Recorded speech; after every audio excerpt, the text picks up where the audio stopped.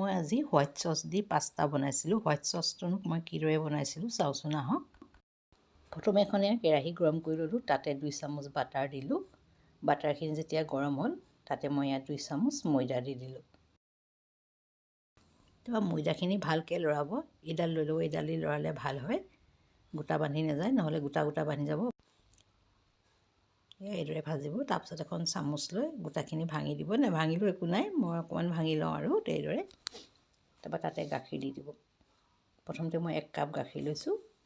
তাৰপৰা গাখীৰখিনি অলপ অলপকৈ দি এনেকৈ গুলি যাব। এই সময়ত এইখন হ'লে ভাল, নহ'লে কাটা চামুচ ল'ব। অলপ অলপকৈ দি যাব, দি পেলাই খুব লৰাব দেই, নহ'লে গোটা বান্ধি যাব।